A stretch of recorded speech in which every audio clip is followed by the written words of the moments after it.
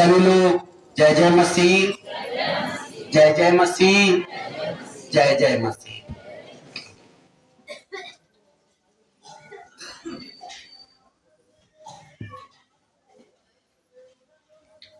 हम देखते हैं यूहन्ना 163 नंबर पृष्ठ, यीशु और पतरस। यीशु और पतरस। पतरस उन 12 शिष्यों में से वो शिष्य जो बहुत ही डरपोक थे, लेकिन विश्वास में डरपोक नहीं थे। वो अपने स्वभाव में डरपोक थे, विश्वास के धनी थे। विश्वास के धनी, कूट कूट करके विश्वास यीशु के प्रति भरा हुआ था पतरस के अंदर। और वो विश्वासी शिष्य था यीशु मसीह का। 12 शिष्यों में उन्हें भी एक रखो। हालेलुया। भोजन करने के बाद यीशु ने, हम देखते हैं यीशु और पतरस, यूहन्ना अध्याय 21 आयत 15 में, आयत 15 में, भोजन करने के बाद यीशु ने शमौन पतरस से कहा, हे शमौन, यूहन्ना के पुत्र, आमीन। यीशु मसीह बोल रहे हैं, क्या तू इनसे बढ़कर मुझसे प्रेम रखता है? इनसे बढ़कर तू मुझसे प्रेम रखता है? यीशु मसीह पतरस से पूछ रहे हैं, किनसे बढ़कर? जिनसे प्रभु जी प्रेम करते हैं और जो प्रभु के पास आए हैं, जैसे आप लोग। आप यीशु से प्रेम करोगे, यीशु आपके जीवन का आधार हो गया। और यही बात मैं आपसे पूछ रहा हूं। और वो तो परमेश्वर था, वो अपने मन की बात को समझता था और दूसरों की भी मन की बात को पढ़ लेता था। हालेलुया। और प्रभु यीशु पूछ रहे हैं, ये शमौन यूहन्ना के पुत्र, क्या तू इनसे बढ़कर मुझसे प्रेम रखता है? उसने उससे कहा, हाँ प्रभु, हाँ हाँ प्रभु, तू तो जानता है कि मैं तुझसे प्रीति रखता हूं।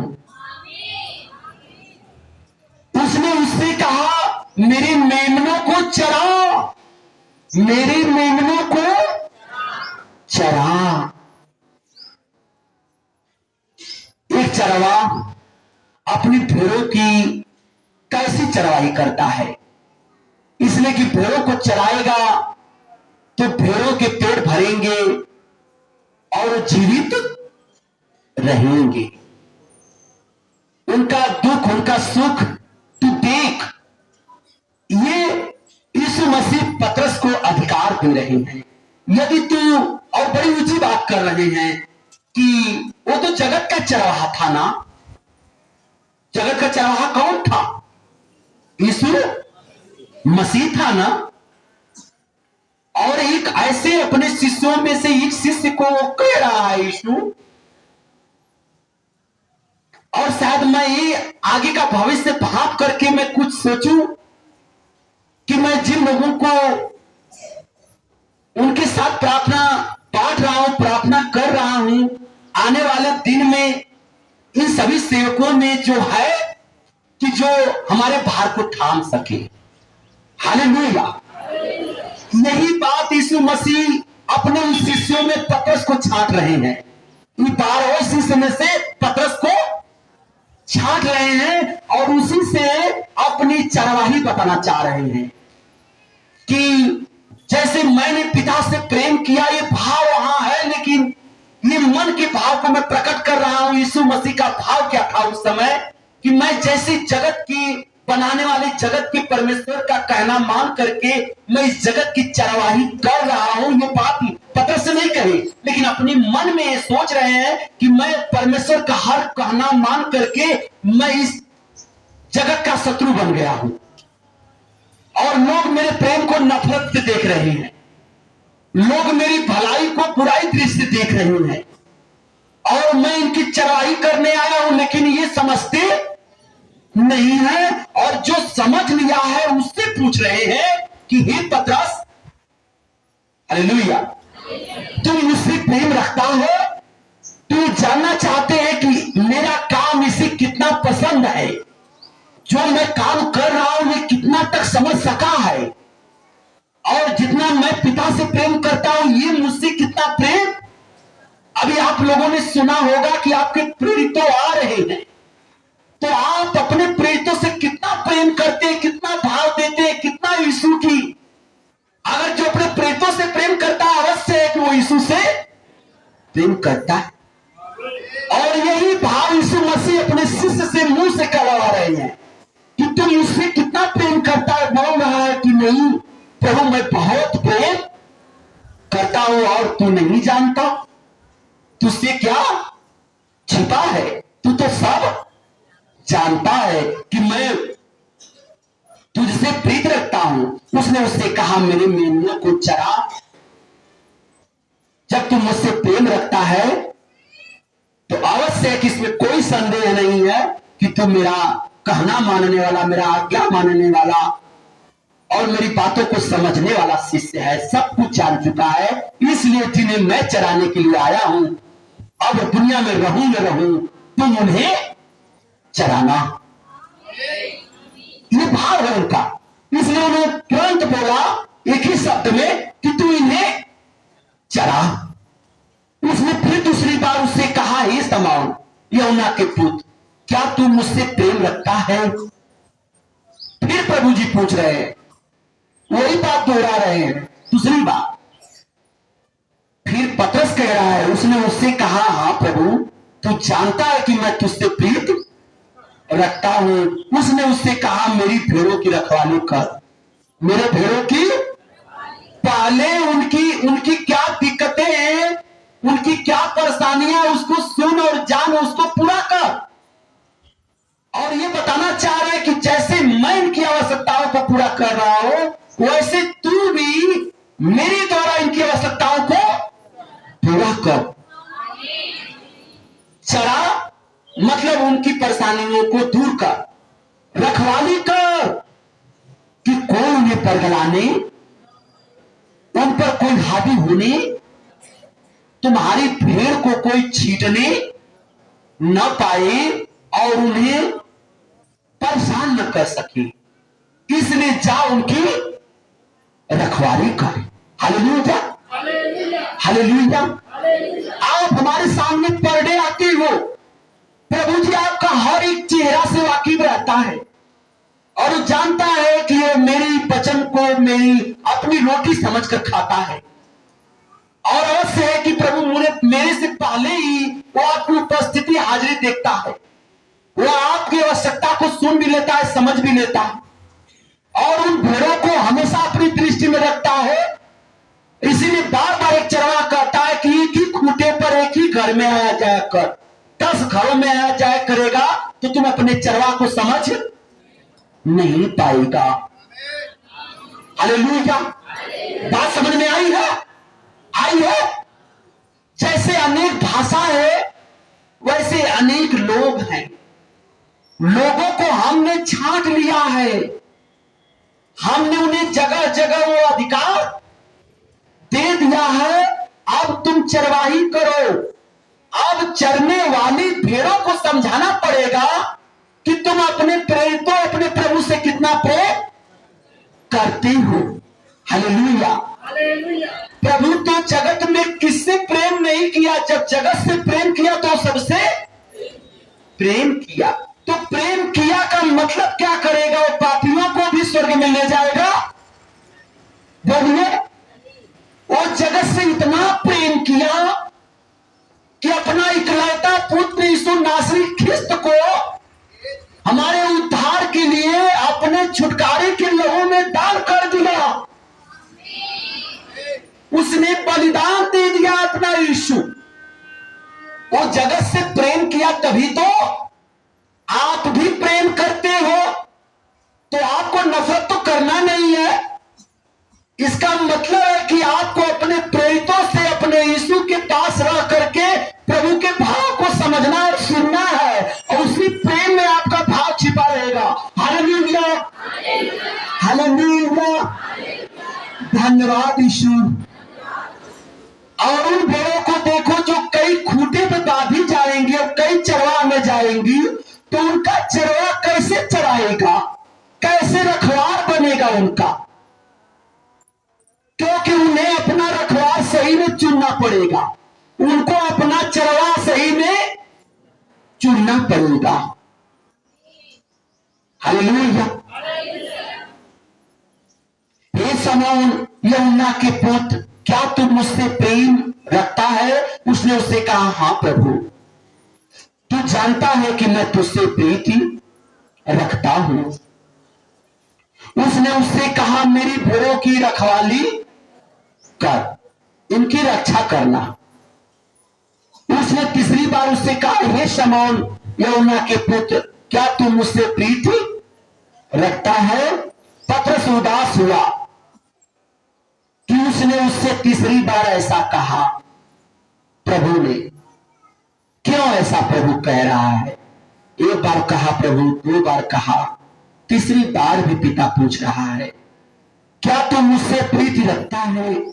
और उससे कहा, हे प्रभु, तू तो सब कुछ जानता है। हालेलुया। पहले उसने कहा तू सब जानता है, अब एक शब्द और बढ़ गया कि तू सब कुछ जानता है। पिता, तू यह जानता है कि मैं तुझसे प्रीति रखता हूं। यीशु ने उससे कहा, मेरी भेड़ों को चरा, मैं तुम्हें सच सच कहता हूं, तू मेरे भेड़ों को चरा, यानी अधिकार दे दिया यीशु ने। यीशु ने अधिकार दे दिया। जिसमें चरवाही देखता है यीशु, उसी को चरवाह चुनता है यीशु। समझ में आ रहा है कि नहीं आ रहा है? आ रहा है कि नहीं आ रहा है? जिसको अपने चरवाही के योग्य समझता है, उसी को चरवाह बनाता है। और कितने लोग तो अपने मर्जी से चरवाह बन जाते हैं। Hallelujah, hallelujah, hallelujah. जो अपने मर्जी से चरवाह बनते हैं और मन का मनमाना करते हैं, और न जाने क्या क्या वो करते हैं। अब प्रभु जाने और वो जाने, लेकिन हमें बस इतना जानना है कि जब प्रभु के अनुसार चरवाही करेंगे तो हमें डर लगेगा। हम सोचेंगे, तुमसे नहीं डरेंगे, लेकिन यीशु से डरेंगे। इसलिए डरेंगे कि प्रभु ने मुझ पर बहुत भरोसा किया है। आपने नहीं, आपने तो भरोसा किया, वो तो मिल रहा आपको, लेकिन हमने जो उन पर भरोसा किया, प्रभु ने मुझ पर भी भरोसा किया। इसलिए हम जब तक रहेंगे, मेरा जीवन उन्हीं के लिए मरना, उन्हीं के लिए जीना होगा। और हमारी चरवाही में कोई तूफान से, कोई मौत से, कोई चीज से हमें समझौता नहीं करना है, वही चरवाही करेगा। और आज देख लीजिए कि प्रभु ने 3 बार उसके मुंह से सुन करके ये जानना चाहा कि पतरस का मन क्या करता है और अपने मन में वो क्या कुड़कुड़ाता है। बहुत से लोग होते हैं कि जो अपने प्रेरितों को कुछ तो नहीं बोलते सामने, लेकिन उधर जाने के बाद कोई आदर नहीं करते। और इसी वही मन में देख लेता है कि जब ये जिसको मैंने चुना है उस पर ये उंगली उठा रहा है, इसका मतलब है कि जो मैंने इसके प्रति सोचा है वो सही चीज सोचा नहीं है। हालेलुया।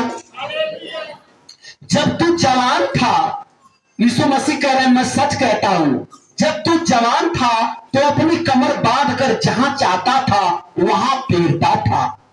पावर, एक जवान आदमी के अंदर एक अलग एनर्जी होती है, एक अलग ताकत होती है। और सही में कोई उसका सही उपयोग करता है, कोई गलत उपयोग करता है। और जवानी में अक्सर लोग भटक जाते हैं, उन्हें समझ में नहीं आता कि मैं पाप कर रहा हूं कि पवित्र काम कर रहा हूं।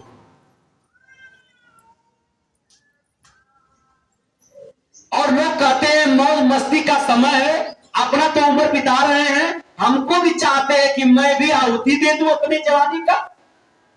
ऐसे बहुत सी बेरे तो निगेटिव सोचती रहती, लेकिन न आपको संसार त्यागना है, न आपको बीवी त्यागना है, न आपको धर्म त्यागना है, न आपको ऊंच नीच के भेदभाव में रहना, न आपको शत्रु और न अपने लोगों में कोई भेद रखना है। तो फिर जवानी तो आपकी महत्वपूर्ण दिख रही है।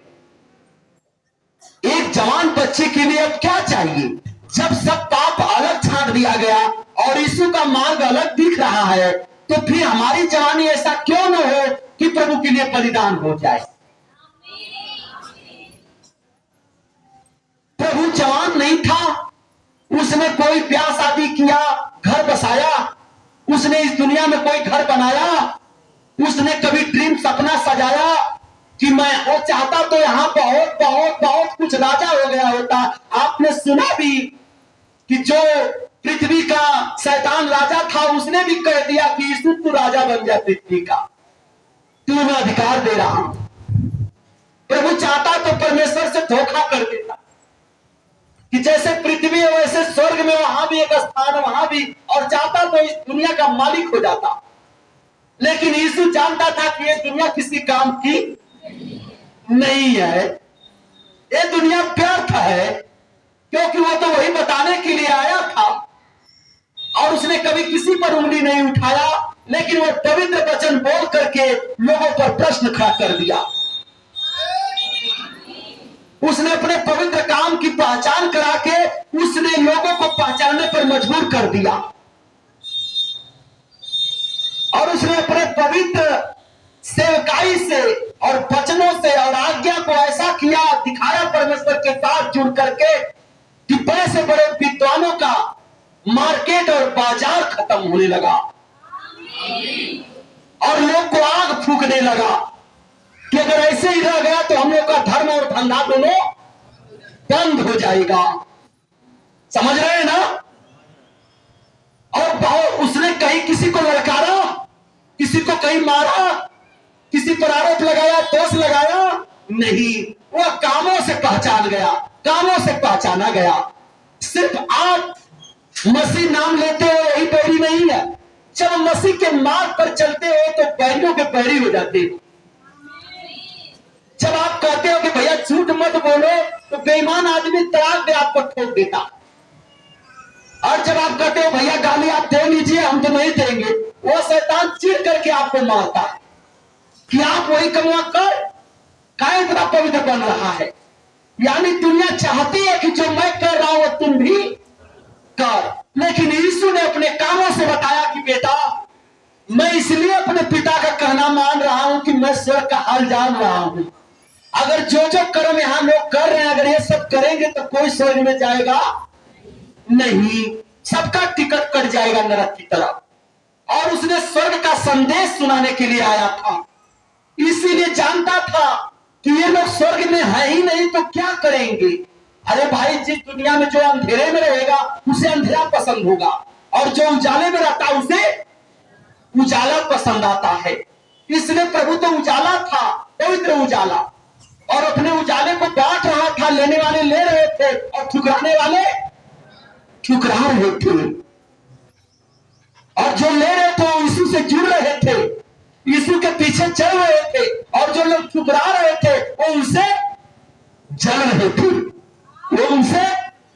तो आज कौन सी नई बात है कि प्रेरितों लोग मार्केट में चले और अच्छी बात बोले तो वहां पर दो पार्टीशन तो हो ही जाता है। एक तरफ पवित्र बात सुनने वाले लोग मिल जाते हैं और एक तरफ बेईमान लोग मिल जाते हैं। तो आप इससे घबराने की जरूरत नहीं है।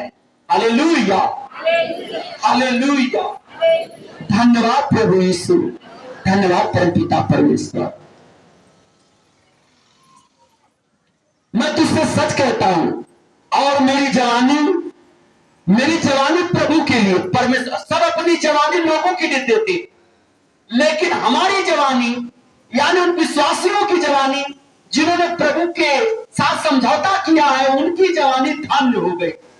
जिस वक्त लोग भाग जाया करते हैं, पाप करते हैं, माता पिता की कहना को नहीं मानते हैं, कि अगर गलत कर रहे हो सुनने के लिए तैयार नहीं रहते हैं, इतना उतावले होते हैं, इतना बलशाली हो जाते हैं, इतना एनर्जेटिक हो जाते हैं कि वो अंधा हो जाते हैं, उन्हें कुछ सही चीज दिखाई देता ही नहीं है, और जब समय चला जाता है तब उनके समझ में आता है। और धन्य है वे लोग जो जवानी में मुझे समझ ले।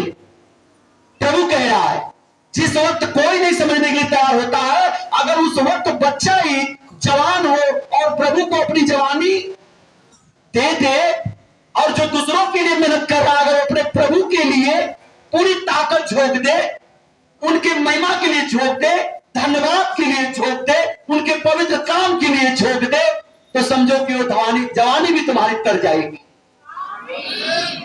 वो जवानी भी, और ऐसे जवानी जो आपकी यहां है वो तो बूढ़ी हो जाएगी, फिर भी आदमी नहीं मानता। लेकिन सदा अपनी जवानी को जो अर्पण कर दिया हो वो तो सदा स्वर्ग में रहेगा, तो भी यहां रहेगा तो सदा जवान रहेगा, सदा जवान रहेगा, वो बूढ़ा नहीं होगा। आमीन आमीन। मैं तुझसे सच कहता हूं, जब तू जवान था तो अपनी कमर बांध कर जहां चाहता था वहां फिरता था। और जवान बूढ़े लोग अपनी जवानी की चर्चा भी करते हैं, लेकिन हम कहते हैं कि वो कहानियां रह गई हैं, वो सब सुनने से कोई लाभ नहीं है तो मनुष्य ही ना, बहुत किया होगा तो धोखा किया होगा, नहीं तो बहुत किया होगा तो किसी का हड़प लिया होगा, बहुत किया होगा तो मारा पीटा होगा। जवानी का मतलब तो यही बता रहा होगा कि मैंने जवानी में किसी को समझा नहीं, मैं बड़ा दूर तक ले उड़कर फर्री मारता था और बड़ा गदा भाज देता था। किस काम का है? आइए यहां गदा भाजिए, फर्री मारिए, जहां प्रभु कहता है कि मेरे पास आओ और दो अपनी जवानी को अर्पित करो मुझ में आकर के। और वहां तो गाली दिया तो बर्दाश्त नहीं किया, लेकिन आओ जवानी में बर्दाश्त करके देखो। मैं वो हूं कि तुम जवानी में भी बर्दाश्त करना पड़ेगा। अगर तुम्हें मारे कोई गाली दे तो तुम जवान होकर के उसे जवानी में दिखाओ, उसे बूढ़ों के जैसा व्यवहार करो। वही परमेश्वर का रूप है, वही परमेश्वर का रूप है। तुम अपने कुछ जलने वाले से तुम जलना शुरू मत करो, मत चलो उसे क्षमा कर दो। ये है यहां पर अर्पण, ये अर्पण है। प्रभु के पास अर्पण हो रहा है, अपनी कमर बांध कर जहां चाहता था वहां फिरता था। परंतु जब तू बूढ़ा होगा तो अपने हाथ फैलाएगा, अपने हाथ सदा बल नहीं रह जाएगा, सदा चमक और दमक नहीं रह जाएगी। घास जो आज हरी है वो कल सूख जाएगी। समझ में आ रहा है कि नहीं आ रहा है?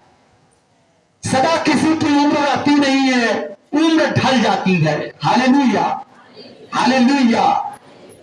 तो परंतु जब तू बूढ़ा होगा तो अपने हाथ फैलाएगा और दूसरा तेरी कमर बांध कर तू न चाहेगा वहां तुझे।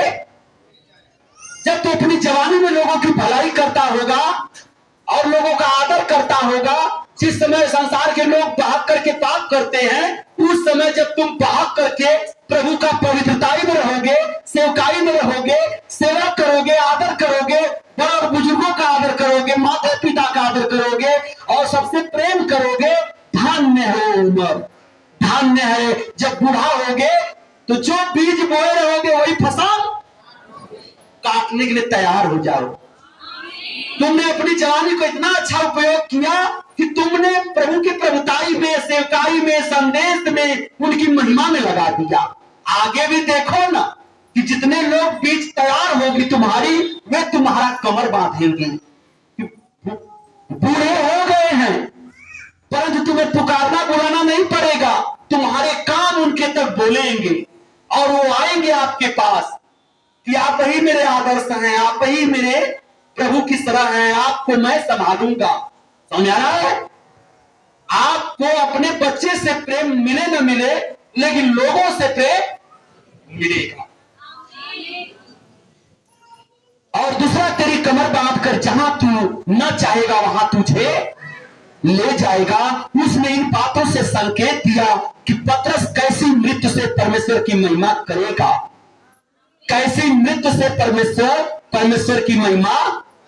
क्या बूढ़े की अवस्था में होगा तब वो अपनी सेवकाई करेगा शुरू, या जवान रहेगा और इस जवानी में जो लोग बहुत तरह से पाप कर रहे हैं वो काम करके तब वो काम करेगा। लेकिन धन्य है वो पतरस कि अपनी उस उम्र के पड़ाव में परमेश्वर का दर्शन पा रहा है और परमेश्वर वो सब अधिकार उसे यीशु देना चाह रहा है कि पतरस अगर इसको ग्रहण कर ले और मेरी जो चरवाई है उसे अगर चराने लगे तो जब ये मरेगा तो इसको कोई चिंता नहीं होगी,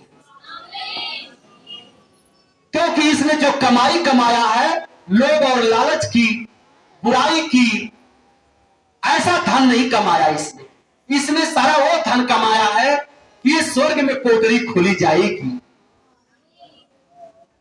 इसीलिए यीशु मसीह 3 बार उससे पूछा था और उसने कहा हाँ प्रभु, मैं आपसे बहुत प्रेम करता हूं और आप सब कुछ जानते हो। उसने इन बातों से संकेत दिया कि पतरस कैसी मृत्यु से परमेश्वर की महिमा करेगा और तब उसने उससे कहा मेरे पीछे हो ले, तू मेरे।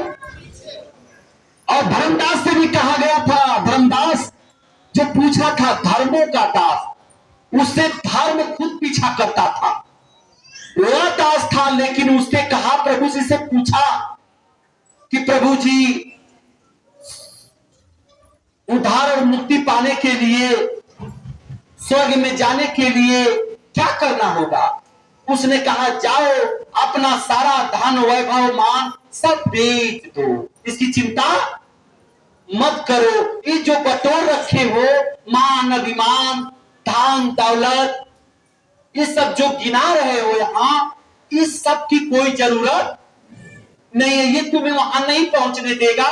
तुम खाली हो जाओ, तुम खाली हो जाओ। ये तेरा अहम था, बहन था, तुम्हारा भटकना था वो कि तुमने शायद ये सोचा कि सारा सुख इसी संसार में है और कोई संसार दूसरा नहीं है। मैं उस दूसरे संसार की जब बात शुरू किए तो उन्होंने यही कहा कि जो भी कुछ यहां बनाएगा वो तेरे साथ नहीं जाएगा। धर्मदास, इस सबको तू लोगों में बांट दे और मेरे पीछे हो ले।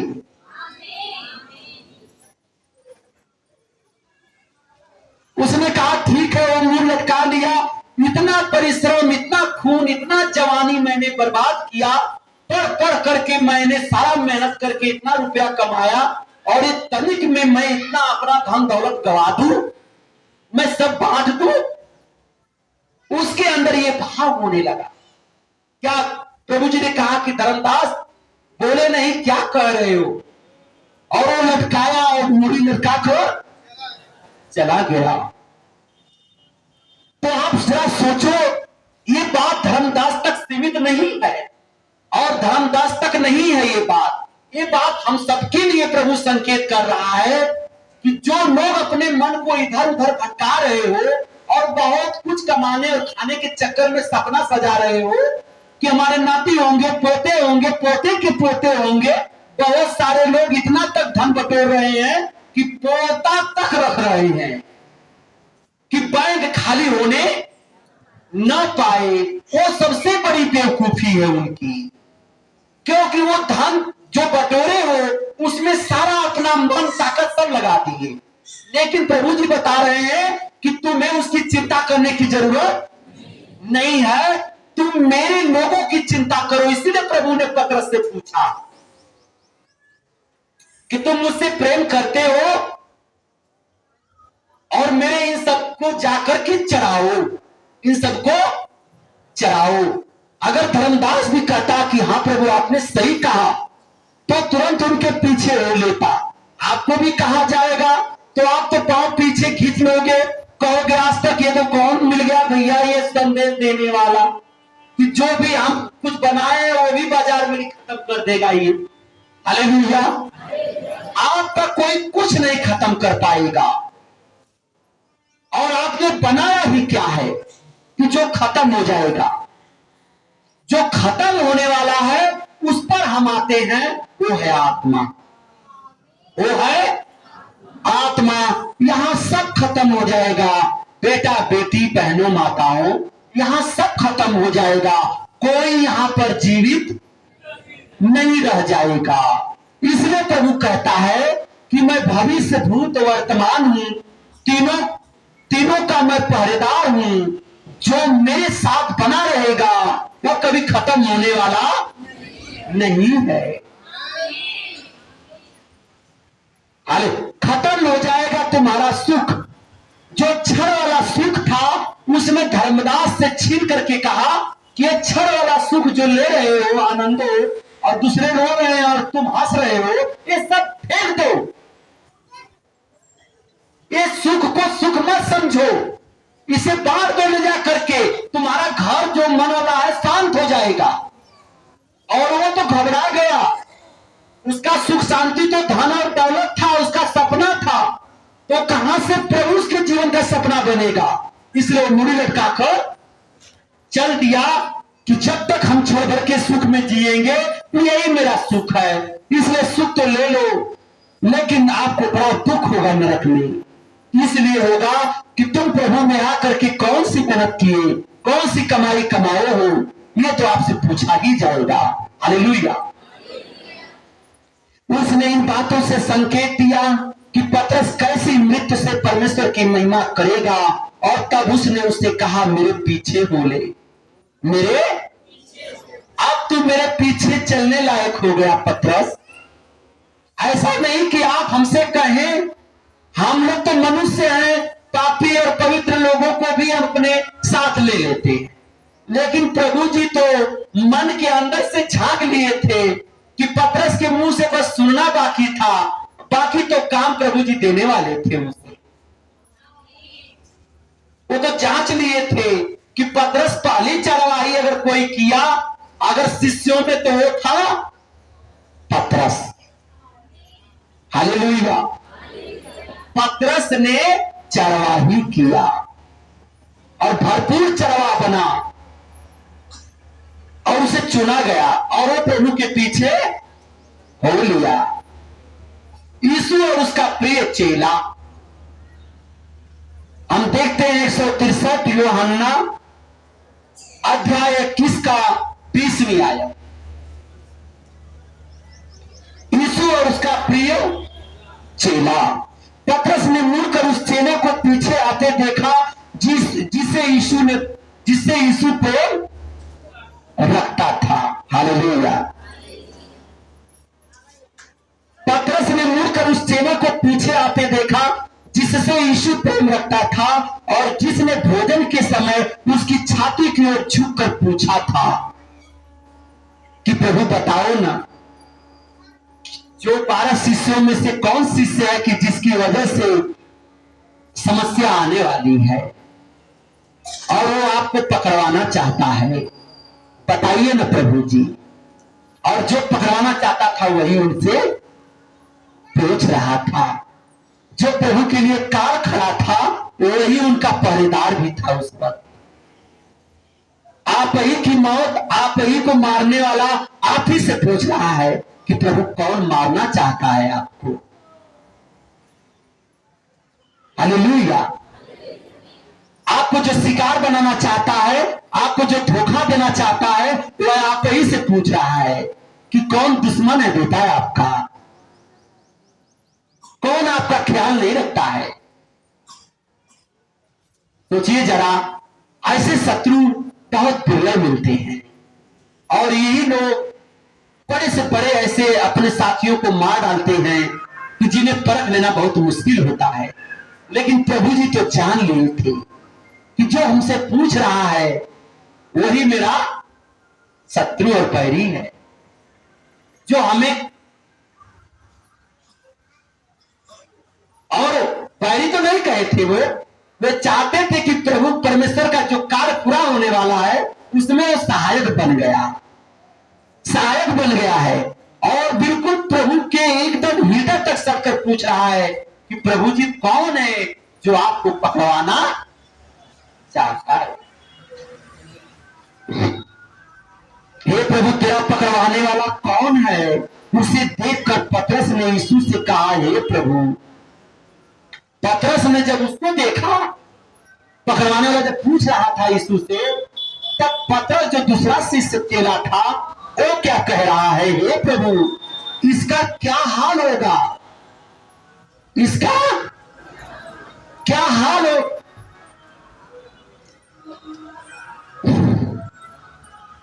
पतरस को साधारण मत समझ लेना।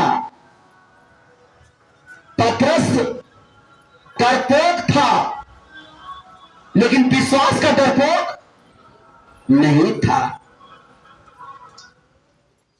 वह सांसारिक डरपोक था, लेकिन प्रभु के कार्य में डरपोक नहीं था। उन्हें परखने में डरपोक नहीं था, कमजोर नहीं था। वो पवित्र शिकारी था। वो प्रभु जितना पकड़ लेता था, पतरस भी उतना ही पकड़ लेता था। और इसीलिए उसी वक्त पतरस भी बोल पड़ा। वही पतरस है जिससे प्रभु एक बार और पूछे थे कि हे पतरस, लोग मेरे बारे में क्या कहते हैं। और सभी शिष्य कुछ और बताया, कोई कुछ और बताया, लेकिन परमेश्वर पतरस के जीव पर वो शब्द डाल दिया कि ये पतरस ही बोलेगा। और पतरस ने कहा, आप तो मसीह हैं, आप तो मसीह हैं।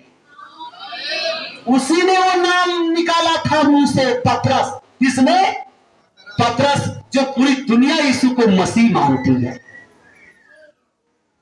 और उसके मुंह पर आया क्यों ऐसा शब्द? परमेश्वर लगता था कि यीशु के बाद अगर किसी से मोहब्बत प्रेम किया तो था पतरस। वो पढ़ा लिखा नहीं था, छल कपट बहुत भोला था, सीधा था।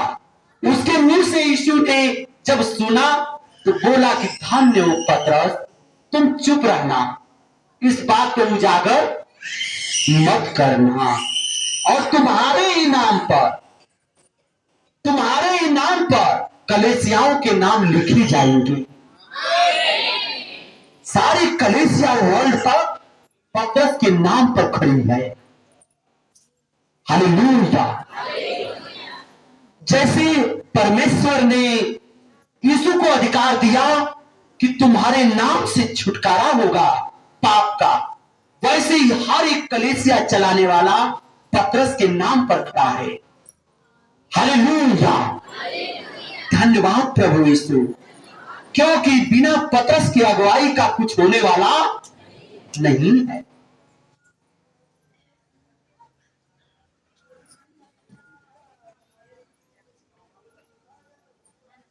उसे देखकर पतरस ने यीशु से कहा, हे प्रभु, इसका क्या हाल होगा?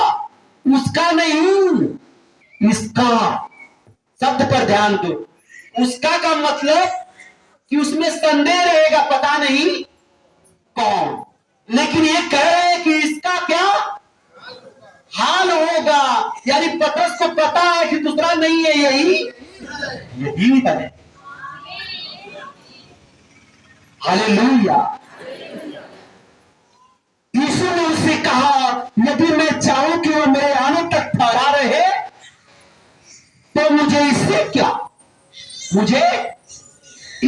अगर मैं सोचूं भी कि ये बला टले तो मेरे सोचने से इस वक्त कुछ नहीं होगा पतरस, देर हो गई है। और ये बात पतरस से नहीं खोलकर कह रहे हैं, ये अपने मन में ही दृष्टांत में बोल रहे हैं कि जो हो रहा है वह होने दो, इस पर कोई बात करने की जरूरत नहीं है। फिर अरे भाई, अगर वो प्रभु जी उससे चेतावनी दे देते, कुछ कहते, अब आप ही को कोई कहेगा वो मारने के लिए आ रहा है आपको, तो आप उसके पहले जाकर उसको मार देंगे। आप तो सोचेंगे समझेंगे नहीं। आपको ये सोचना होगा, अगर प्रभु की इच्छा होगी तो मार देगा, और नहीं इच्छा होगी तो नहीं मारेगा। प्रभु की इच्छा होगी कि मैं छुरे से मारा जाऊं, प्रभु की इच्छा की होगी कि मेरी मूड़ी कट जाए, प्रभु की इच्छा होगी कि मेरी मौत ऐसी होगी, तो मैं ऐसी मौत को चुन लेता। अगर उनकी इच्छा पे जीवन जी रहा हूं तो उन्हीं की इच्छा पर मुझे मरना भी है, तो फिर ये मौत, फिर पीछे हटने की क्या जरूरत। हालेलुया। यीशु ने उससे कहा, यदि मैं चाहूं कि वह मेरे आने तक ठहरा रहे तो मुझे इससे क्या, तू मेरे पीछे हो ले। इस बात पर ध्यान मत दो, तू मेरे पीछे हो ले, जो काम मैं कर रहा हूं उस पर ध्यान दो, वो सब बात पर ध्यान मत दो। इसलिए भाइयों में यह बात फैल गई कि वह चेला न मरेगा, वह चेला न मरेगा। तो भी यीशु ने उससे यह नहीं कहा कि वह न मरेगा। तब भी यीशु ने कुछ नहीं कहा, सब जानते थे लेकिन बोले नहीं। परंतु यह कि यदि मैं चाहूं कि वह मेरे आने तक ठहरा रहे तो मुझे इससे क्या। तो सोचे सब कि जो इनको पकड़वाएगा और जिसकी वजह से क्षति होने जा रही है प्रभु जी की, वह जीवित रहेगा। यानी कि प्रभु अपने बात तक बता रहे कि वो ठहरा रहेगा, उसका जीवन कैसा होगा। लेकिन प्रभु जी जब पकड़वाए गए थे और जब मुर्ग बाग देने से पहले पतरस 3 बार इनकार कर चुका था और वो अंतिम जब चरण में थे और उधर जब क्रूस पर चढ़े थे तो उनकी मौत के बाद ही ये अगला मरा था। कब मरा था? जब ये जान गया कि मैंने बहुत भारी गलती कर दिया, मैंने यीशु को क्रूस पर चढ़वा दिया, मैंने ये क्या कर दिया। तो कहिए, तो अगर प्रार्थना आप नहीं करोगे तो अच्छी खासी आत्मा भी आपकी मैली कभी भी हो जाएगी। प्रार्थना एक ऐसी ताकत है कि आपकी ही आत्मा आपका विरोध कर जाएगी और आपको काल में ढकेल देगी यदि संभलेंगे नहीं तो। क्योंकि आप अपने काल को स्वयं बुला लेते हैं अपने कारनामे से, इसलिए वहां आपकी रक्षा करने के लिए प्रभु मजबूर हो जाएगा। यानी कि वो आ नहीं पाएगा कि आपकी रक्षा कर सके। आपका काम वो रहेगा जो सोचेगा नहीं, और उन कामों की वजह से काल मंडराएगा आपके पास। और यदि आप प्रभु में बने रहोगे और चाहे जितना काल पहले से मंडराए और आने वाले दिन तक वो आपको डरवाए, लेकिन जब प्रभु की प्रार्थना में बने रहोगे तो काल भी आपके सामने से हट जाएगा। और ऐसे लोग कभी उम्मीद न करें कि पाप भी कर ले और प्रभु को पुकारे और बच जाएंगे। नहीं, आप अपने पापों की वजह से काल को बुलाओगे। हालेलुया। इसलिए पाप मत करना, पहले जो किए सो किए। अगर यीशु शब्द जिसके कान में घुस गया है, जिसने गांव पर, नगर में, प्रदेश में, देश में और यीशु शब्द को सुन लिया है, वह मजाक मत करेगा, किसी के साथ खिलवाड़ मत समझेगा। अन्यथा ये नाम आपसे एक दिन पूछेगा कि तुम ऐसा क्यों किए थे।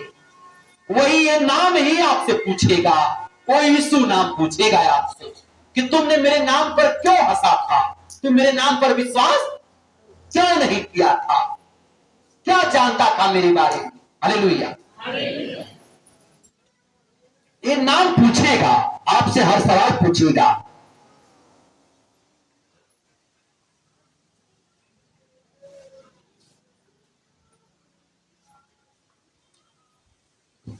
Hallelujah, hallelujah. धन्यवाद प्रभु जी, धन्यवाद पवित्र आत्मा, धन्यवाद।